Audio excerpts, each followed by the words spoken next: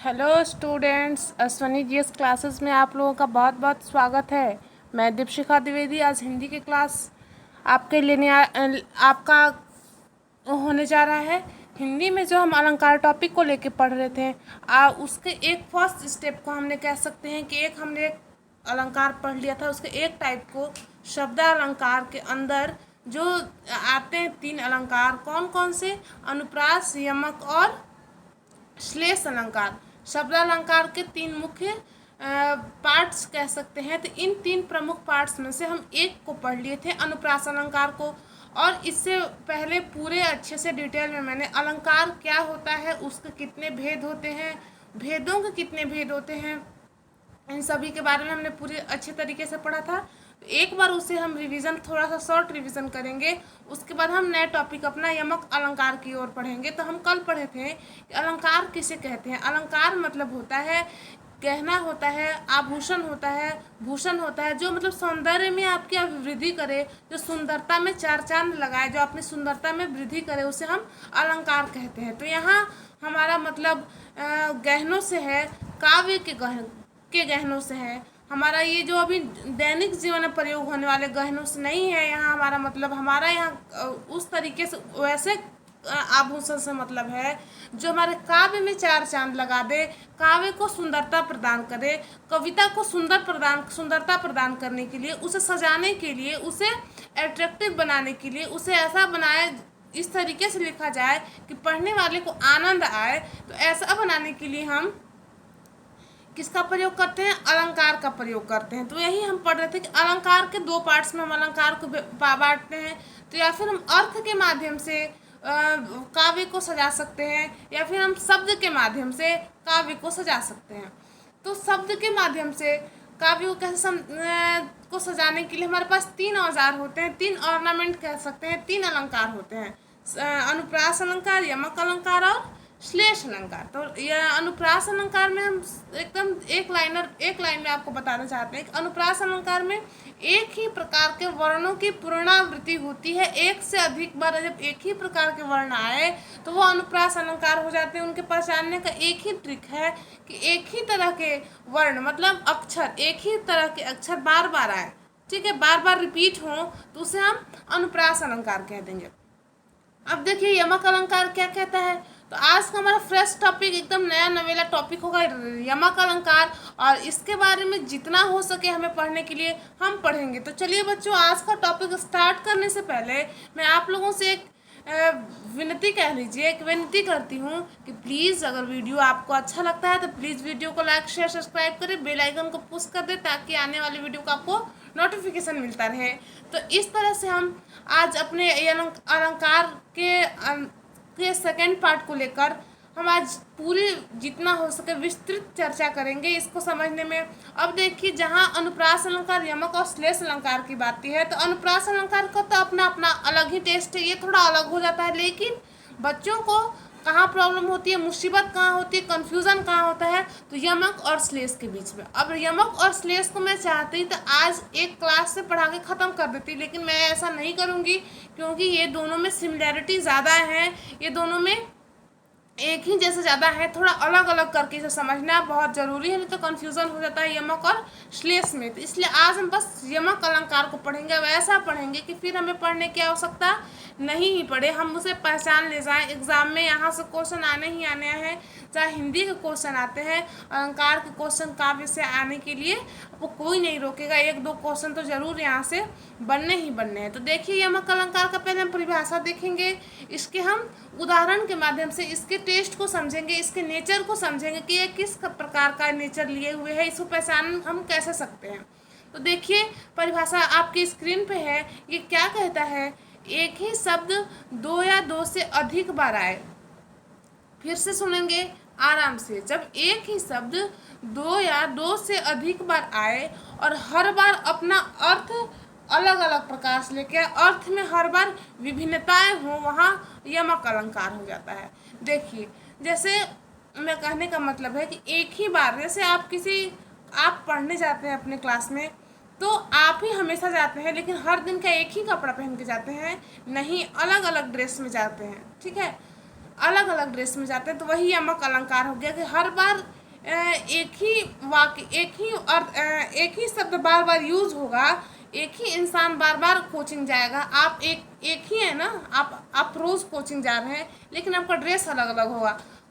शब्द वही होगा, शब्द एक ही शब्द 2 बार 3 बार 4 बार एक पंक्ति में आएगा, एक कविता में आएगा, लेकिन 4 बार आएगा तो चारों बार अर्थ में विभिन्नता पाई जाएगी, अर्थ में समानता नहीं होगी, अर्थ में विभिन्नता पाई जाएगी। यमक अलंकार का एक ही पहचानने का सबसे सटीक उपचार है, सबसे सटीक तरीका है। अब देखिए बच्चों, कोई ट्रिक पर विश्वास करता है, ट्रिक से पढ़ा दीजिए जल्दी जानने, तो ट्रिक का एक सीमा होता है, वो कहीं बहुत कम समय तक ट्रिक आपका साथ देगा। ट्रिक बहुत काम करता है, फंसाने वाला काम, तो मैं उस तरीके से ना पढ़ी हूँ ना आपको उस तरीके से मैं पढ़ा सकती हूँ। ट्रिक से पढ़ाना मुझे नहीं आता है। हम लोग जो रियल है, जो मतलब उसका जैसा नेचर है, उसके बारे में जो हो सकता है, जेन्युइन सा जो रीज़न है उसको पहचानने का, वो आपको बताया जाएगा। आप इसी का यूज़ करेंगे अगर आप सफलता पाना चाहते हैं। तो देखिए यमक अलंकार में क्या है कि एक ही अर्थ आएगा, अर्थ तो एक ही होगा, लेकिन उसका शब्द तो एक ही होगा, लेकिन उसका अर्थ हर एक बार अलग अलग होगा। अर्थ में एकता, शब्द में एकता होगी, अर्थ में विभिन्नता होगी, अर्थ अलग अलग होंगे, शब्द सेम ही है। जैसे एक कोई स्टूडेंट है, उसको सब सब्जेक्ट पढ़ने पड़ते, स्टूडेंट एक ही है, लेकिन उसको मैथ भी पढ़ना है, उसको रीजनिंग भी पढ़ना है, उसको हिंदी भी पढ़ना है, उसको इंग्लिश भी पढ़ना है, उसको जीके जीएस भी पढ़ना है। तो अर्थ उसके पास मैटर अलग अलग है, लेकिन पढ़ने वाला एक ही है। शब्द अलग अलग है, अर्थ अलग अलग है, शब्द एक ही है, अर्थ अलग अलग होंगे, शब्द एक ही होगा, एक ही प्रकार का अर्थ रहेगा, अर्थ एक ही रहेगा।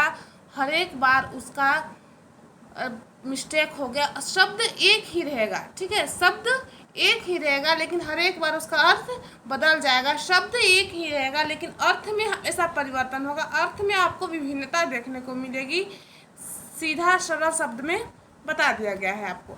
अब देखिए कैसे, देखिए यहाँ क्या कह रहा है, काली घटा का घमंड घटा, नभमंडल तारक वृंद खिले। ठीक है, काली घटा का घमंड घटा, नभमंडल तारक वृंद खिले।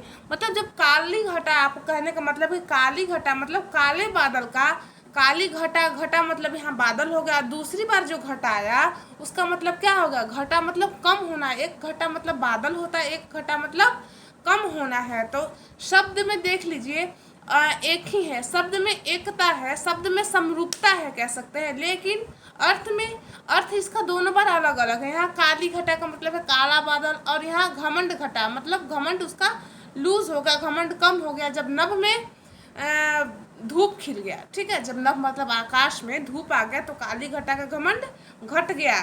तो कहने का क्या मतलब है कि अर्थ देखिए यहाँ अलग अलग हो गया, शब्द तो एक ही रहा, यहाँ भी घटा है, एक मिनट देखिएगा, शब्द में देखिए यहाँ भी घटा है और यहाँ भी घटा है, एक बार और 2 बार। इस घटा का, घटा रूपी जो शब्द है इसका विभिन्न अर्थ देख लिए ना, घटा रूपी जो शब्द है इसका अर्थ विभिन्नता आप देख लिए ना।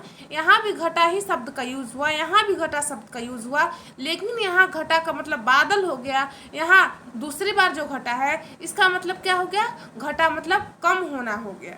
तो ये यमक अलंकार का उदाहरण हो गया, जहाँ शब्द आपको एक ही अर्थ है, एक ही शब्द आपको बार बार मिलेगा, लेकिन उसका अर्थ जितने बार भी प्रयोग होगा, चाहे 1 बार 2 बार हो, 1 से अधिक बार होना चाहिए। ठीक है, तो 2 बार हो, 3 बार हो, 4 बार, 5 बार, 6 बार, 7 बार, 10 बार भी हो, एक पूरी कविता में दर्जन बार एक ही शब्द का प्रयोग किया जा रहा हो, लेकिन हर एक बार उसके अर्थ में विभिन्नता होगी, तब वो यमक अलंकार का उदाहरण हो जाएगा।